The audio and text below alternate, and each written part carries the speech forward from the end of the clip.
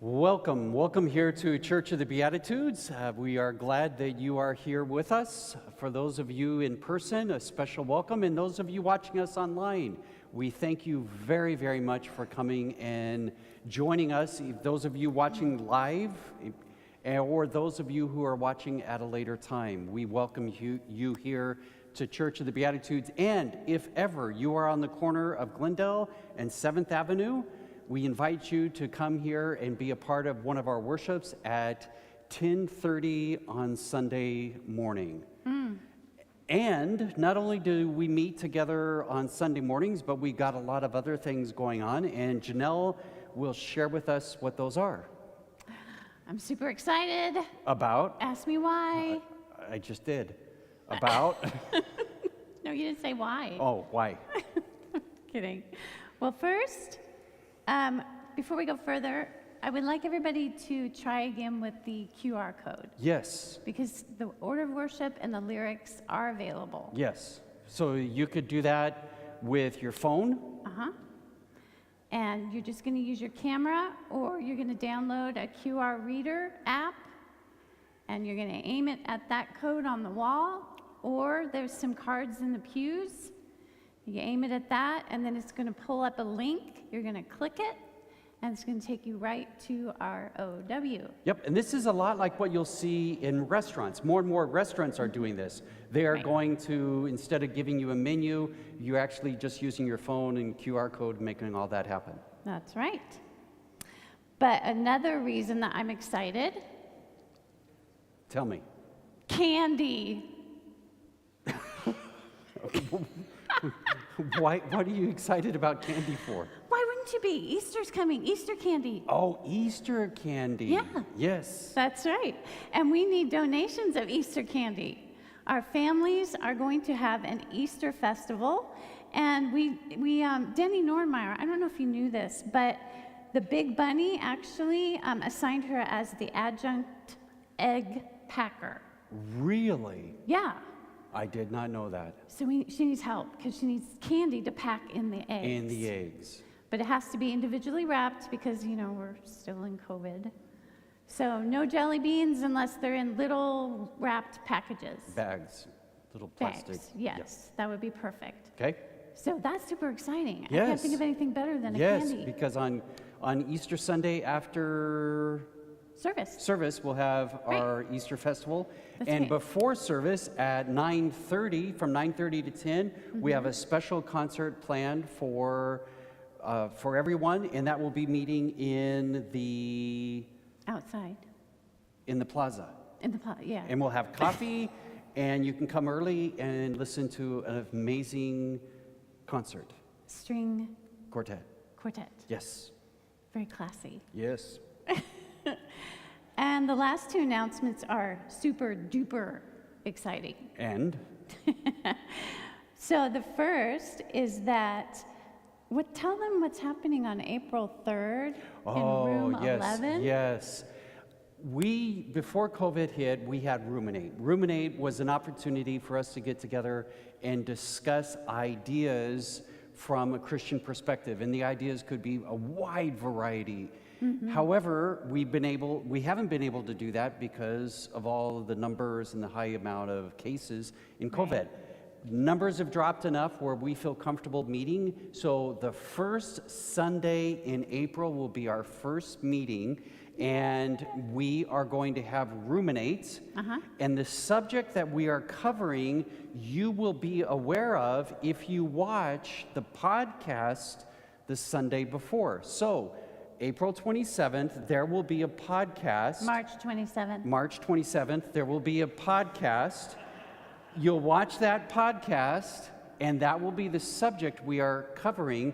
And for those of you who are interested, the subject we are going to be looking at is when baptisms no longer work. Are no longer valid. No longer valid. Same thing. So I'm excited. It'll be, Yeah. Ruminate will be starting at 11:45, between 11:30 and 11:45 we're going to be starting, so it's enough time after worship to get a cup of coffee, Yeah.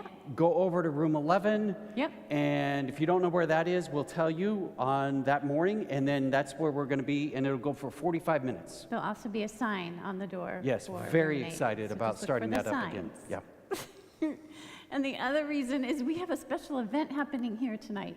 Yes, and I'm not going to be here for it. What? No, You're missing out. I am really missing out. Very, very disappointed. Well, it's our jazz concert. Yes. The Tom Wakeling Trio plus special guests.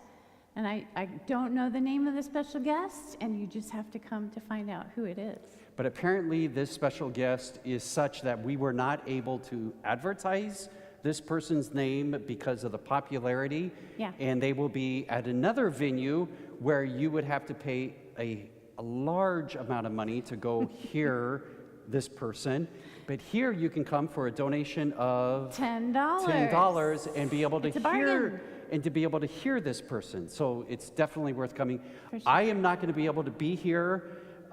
Karen and I are leaving as soon as church is over. We are headed to Oceanside, California.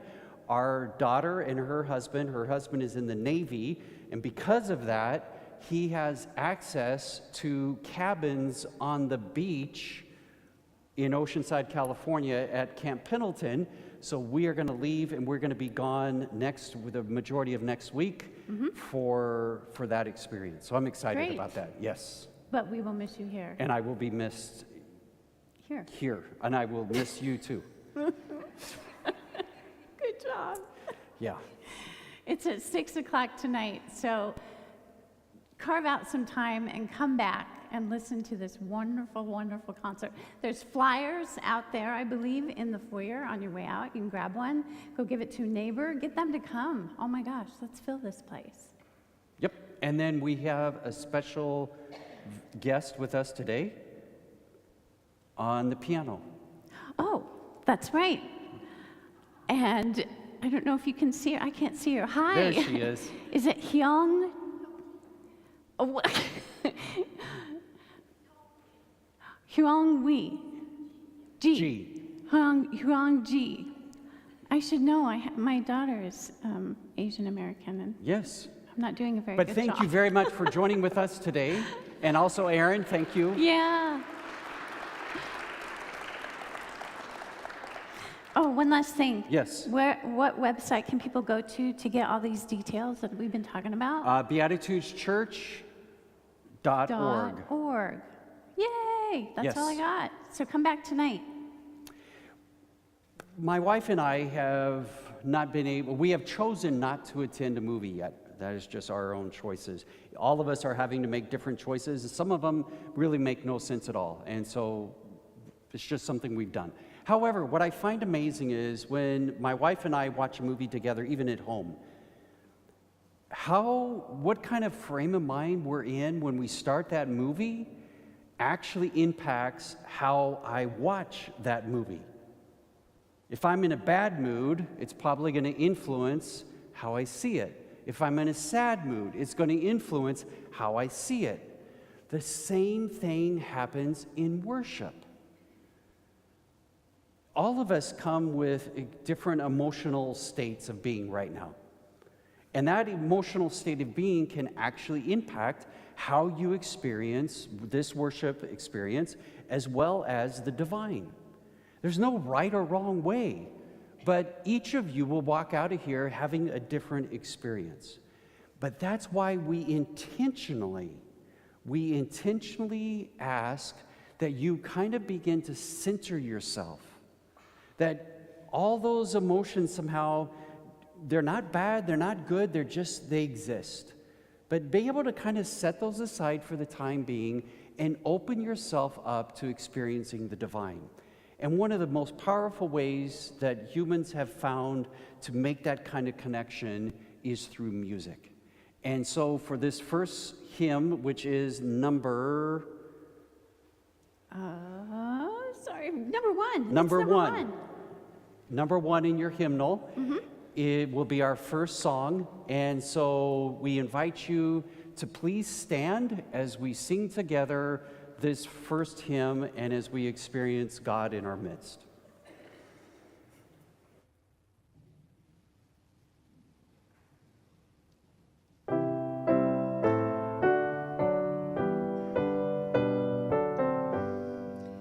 Immortal, invisible, God only wise, in light inaccessible, hid from our eyes. Most blessed, most glorious, the Ancient of Days, almighty, victorious, your great name we praise. Unresting, unhasting, and silent as light, not wanting, not wasting, but ruling in might. Your justice like mountains, high soaring above, your clouds which are fountains of goodness and love. Your life is life-giving to both great and small.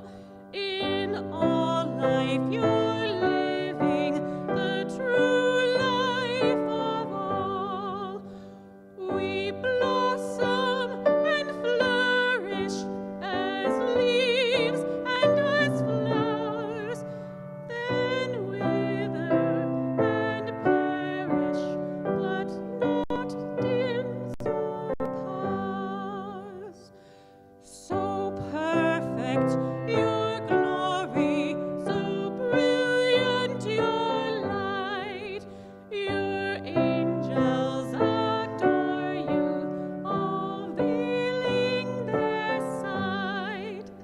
All praise we now render as your angels do, in awe at the splendor of light hiding you. I invite you to remain standing as we do our responsive prayer this morning. You can either see it on your phone or you can see it on the slides on the screen. I will read the italics, and I invite you to join with Janelle in reading the bold print. Teach your children what we have taught our children, that the earth is our mother. Whatever befalls the earth befalls the sons and daughters of the earth. If we spit on the ground, we spit on ourselves. This we know, the earth does not belong to us. We belong to the earth. This we know. All things are connected, like the blood which unites one family. All things are connected. Whatever befalls the earth befalls the sons and daughters of the earth. We did not weave the web of life. We are merely a strand in it. Whatever we do to the web, we do to ourselves. You may be seated.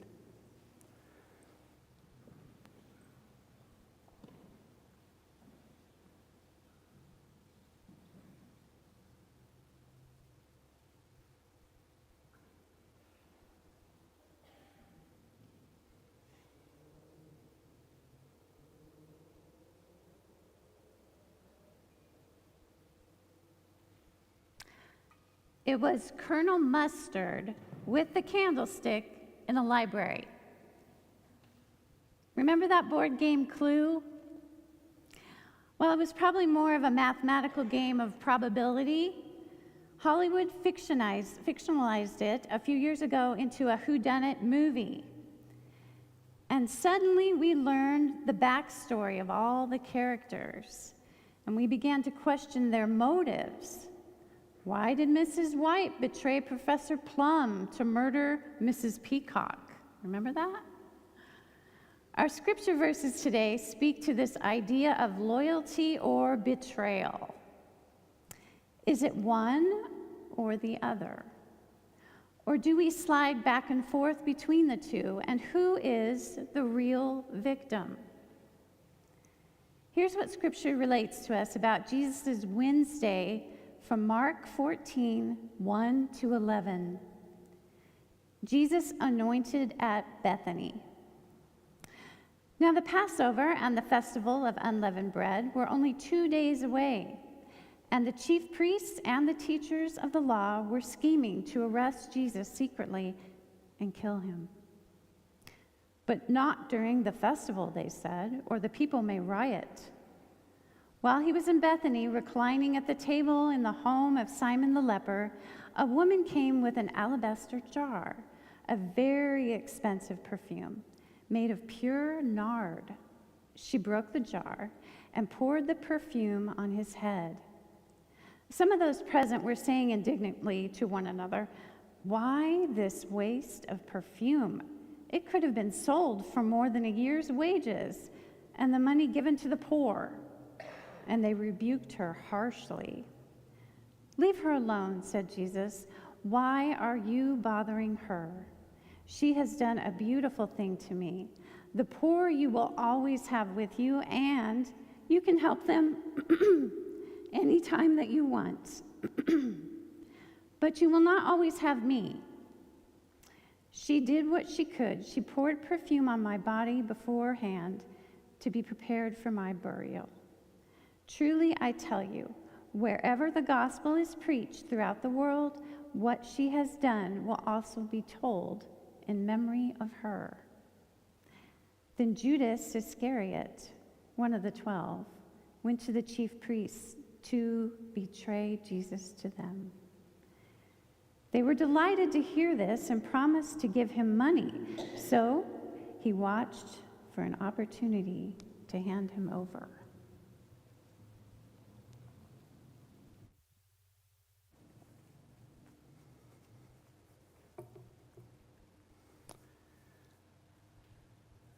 I've been betrayed. I've been betrayed by family members. I've been betrayed by friends.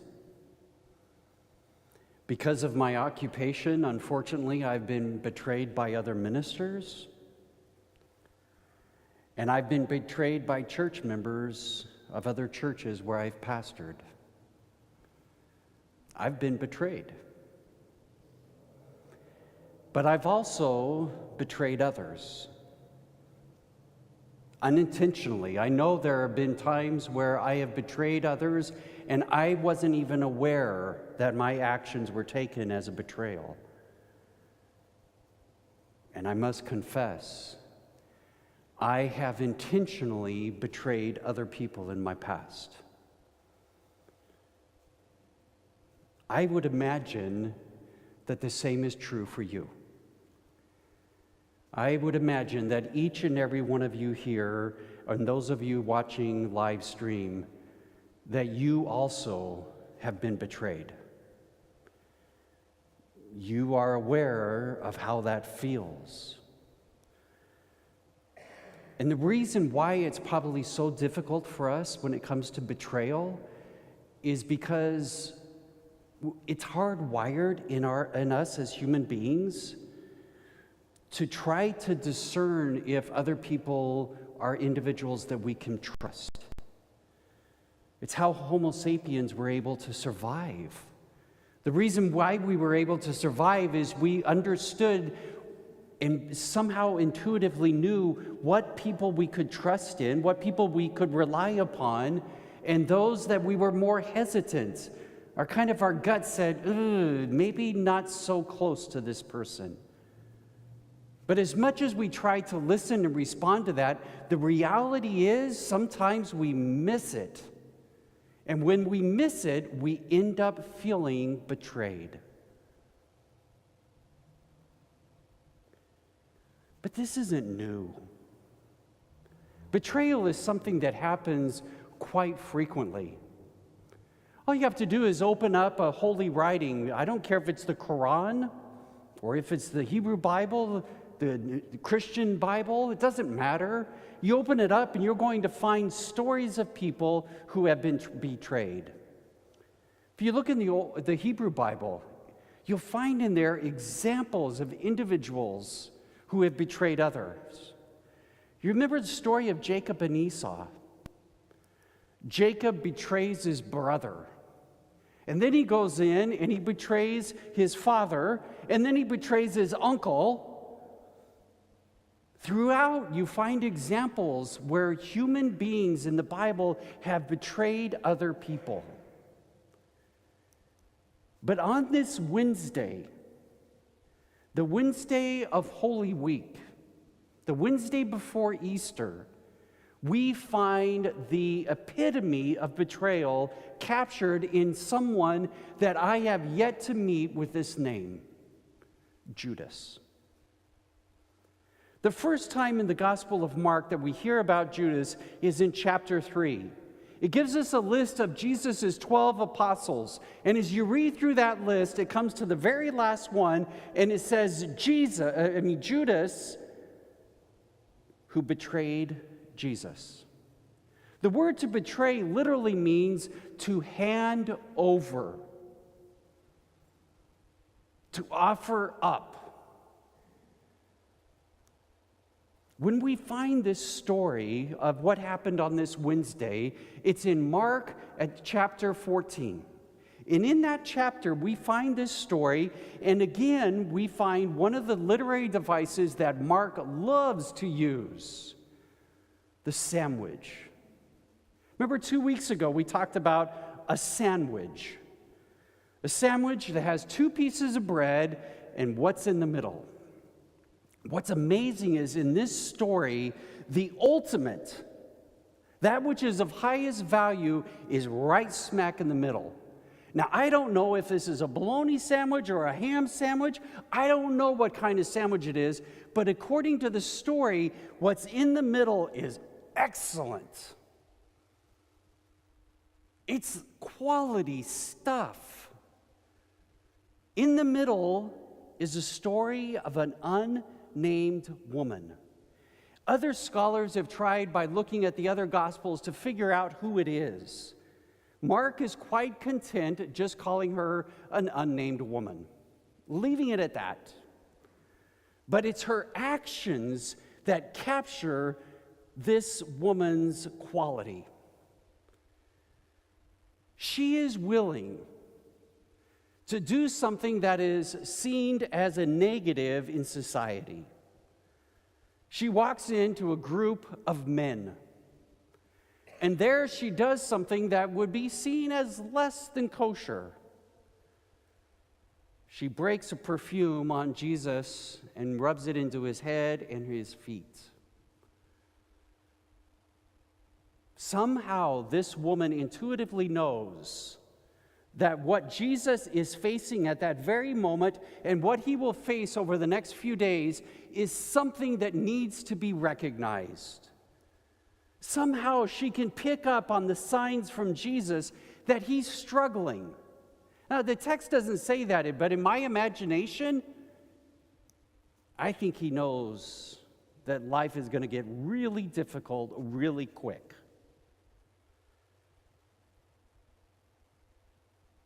Jesus is facing a huge, huge issue that could end up costing him his life. And while everyone around seems to be preoccupied with these other things, this woman is able to discern from Jesus that something is wrong. And this is her act of compassion toward him. The writer of the story wants in particular us to notice how important what she is doing is, because the writer has Jesus say that her act will be remembered for years and years to come. That's why this is such a great sandwich. It's because what's in the middle But the problem is, in order to get to the middle, you got to deal with the outside, those two pieces of bread. And folks, those two pieces of bread, they're rotten. Moldy bread.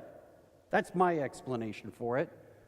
Because if you read this story in Mark chapter 14, what's in the middle is beautiful. But on both sides of it, it's disgusting. The first piece of bread is the chief priest and the scribes. They are the ones who, the story says, want to kill Jesus. Now, isn't that a wonderful thing for religious leaders to want to do?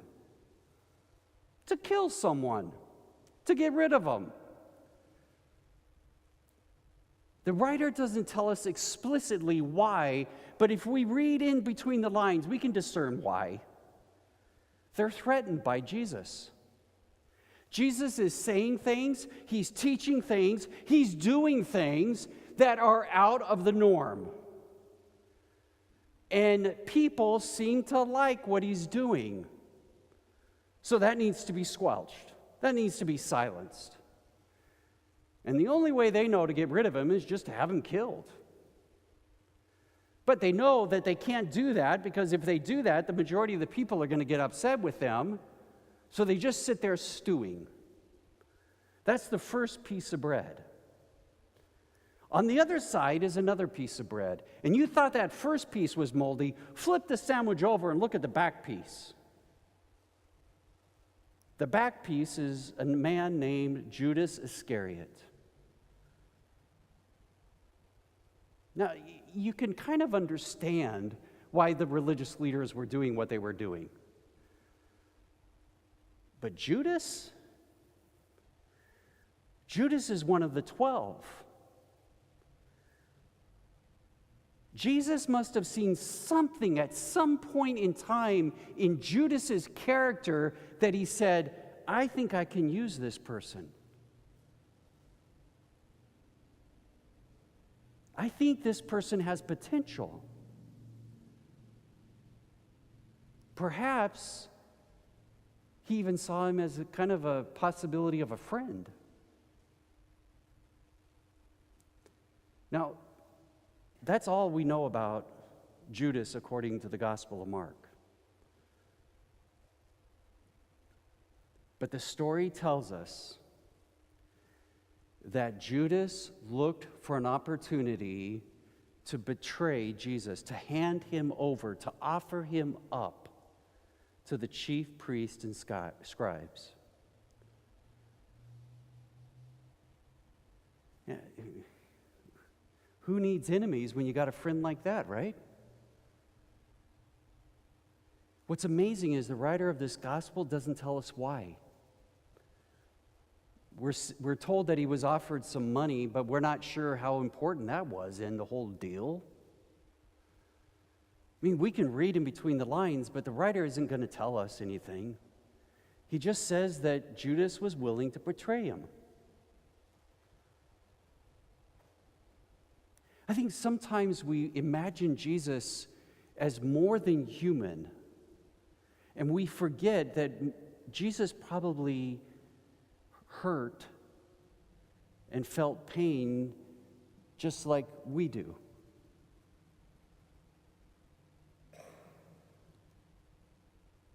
If you right now were to imagine and remember a time when you were betrayed by someone that was really close to you, it may have been a time when you were a child, a young adult. If you spend enough time with that memory, it's almost like opening up an old wound again. That pain that you felt back then can become very real in the present. And I imagine that's how Jesus felt. This was someone that he had spent hours and hours with. And he so quickly just gives it away. And when that happens, when you feel betrayed, not only do you experience all these motions, but one of the greatest problems with betrayal is we learn that we can't trust other people.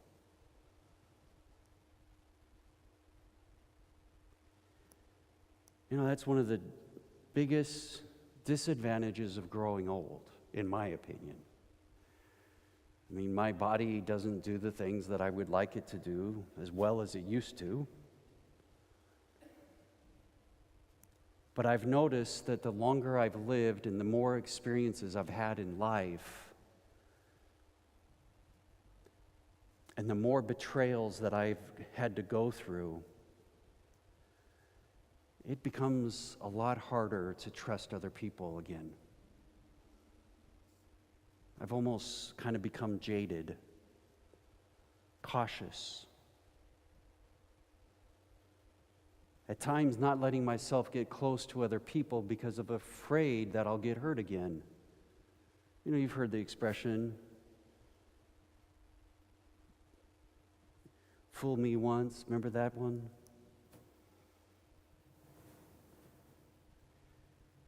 And I think that's the greatest harm that happens to people when they've been betrayed.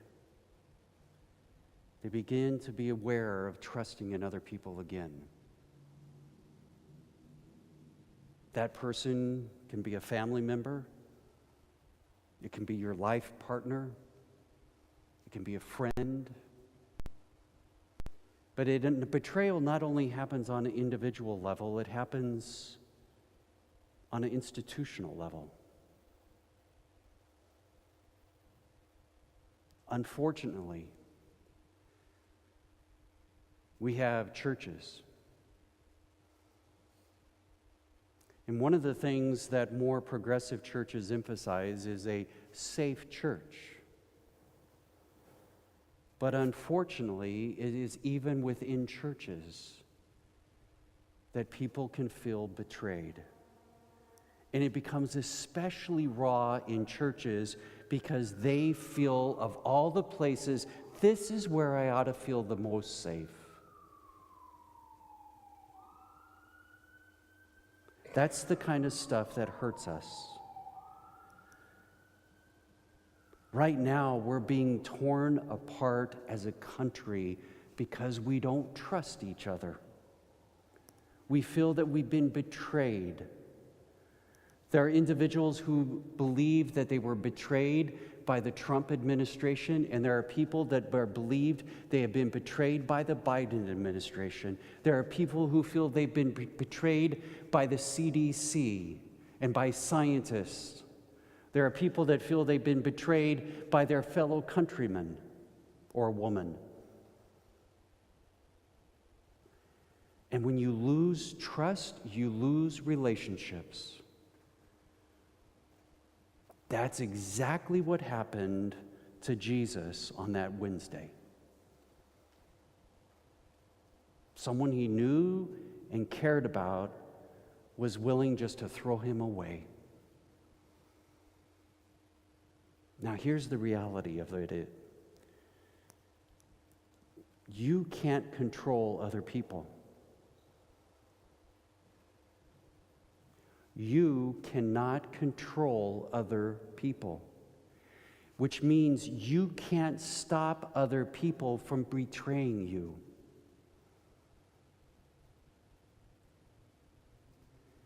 There's only one person you can control, and that's yourself. And what you have control of is you can control and you can choose to recommit to not betraying other people. Does that mean you're going to live a perfect life and never betray anyone again? No. More than likely, you'll betray someone else again. And that should concern us. But unfortunately, there's someone that we continue to betray over and over and over again, and we just flippantly tolerate it.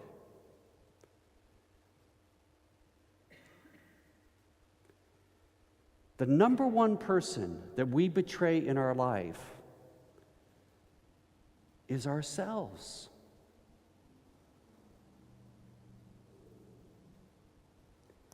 There are many ways that we can do this, but I just want to just briefly touch on 3 ways that more than likely we end up betraying ourselves.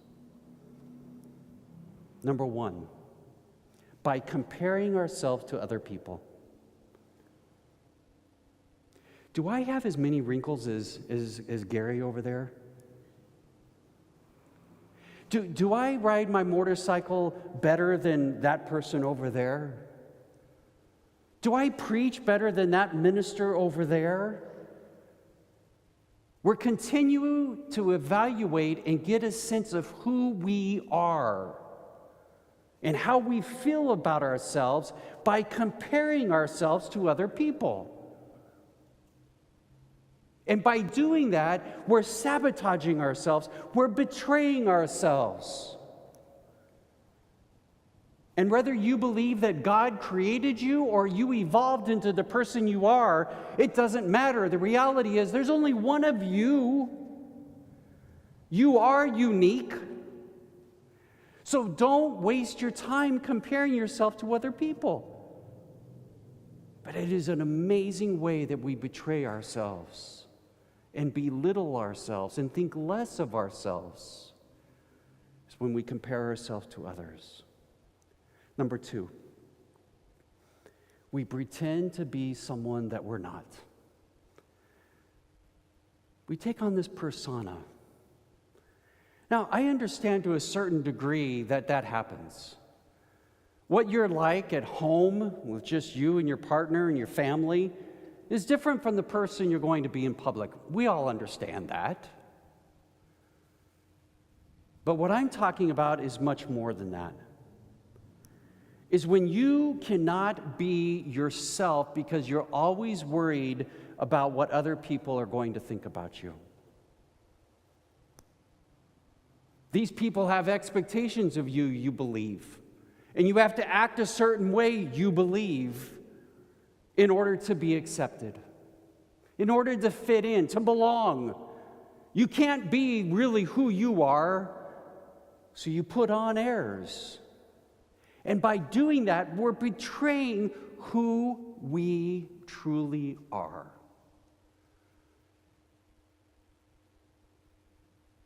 And then the third way that we betray ourselves, and this one really kind of caught my attention.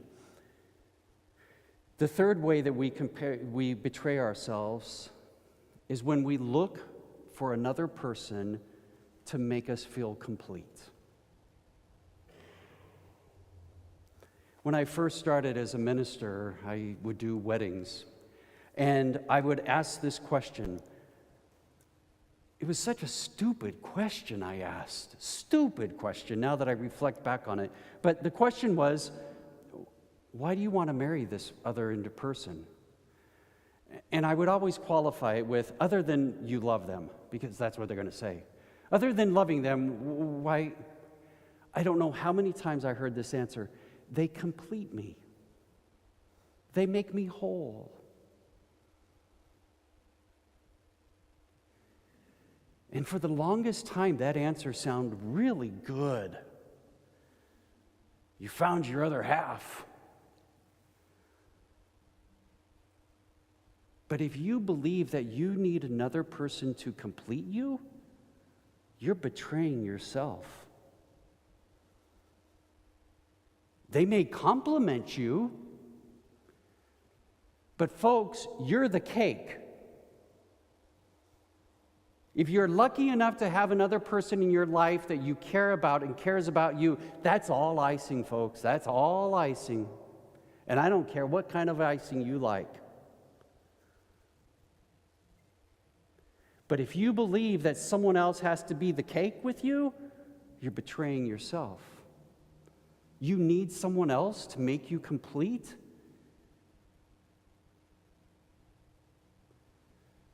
Aren't we enough individually?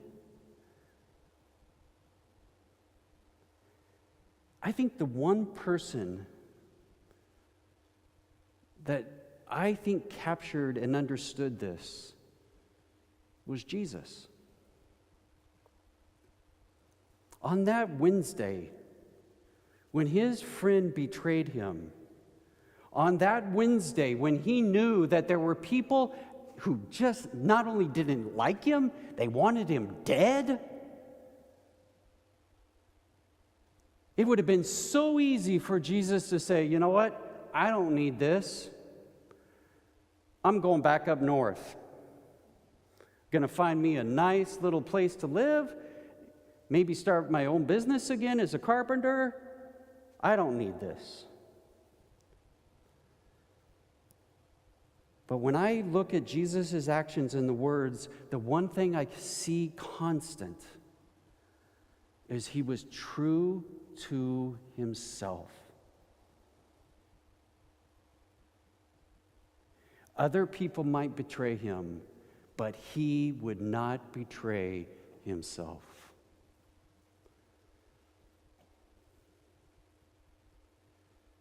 Do you care enough about yourself to do that for yourself?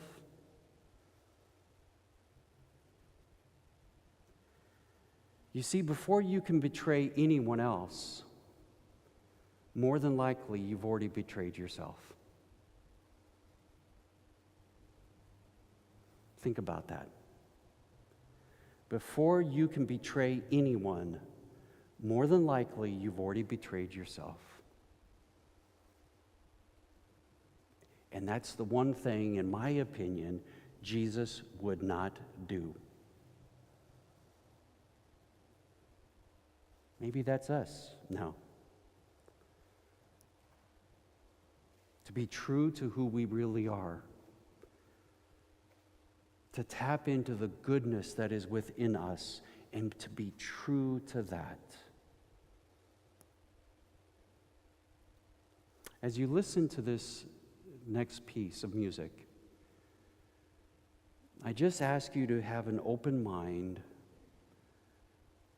And if thoughts of betrayal that have happened to you pop into your mind, I hope you will find some healing there again. And perhaps now's the time to ask yourself and commit to yourself a gift for you, from you, is that you're going to follow in the steps of Jesus and be true to who you are. Think about that.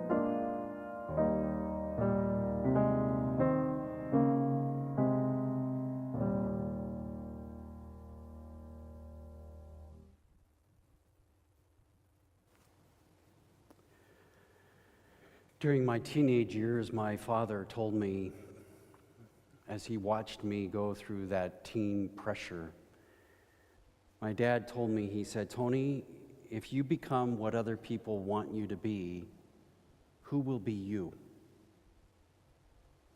And I think that's what captures the essence in these words up here. You can't betray yourself too often, otherwise you will vanish. You'll lose who you are. So during this time of prayer, I invite you to either find an object right now that you want to focus on with your eyes open, or for those of you who would choose to close your eyes. And as you close your eyes, we're going to thank God for you. So join with me in prayer.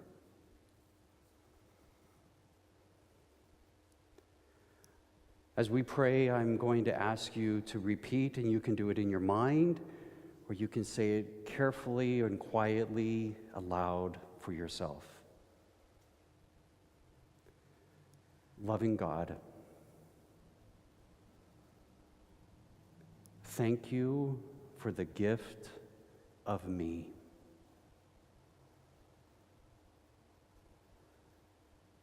Forgive me when I have sold myself short.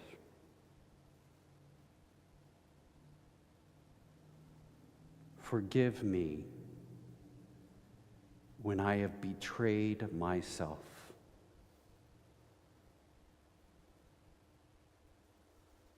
Equip me, empower me to accept who you have made me to be. Amen.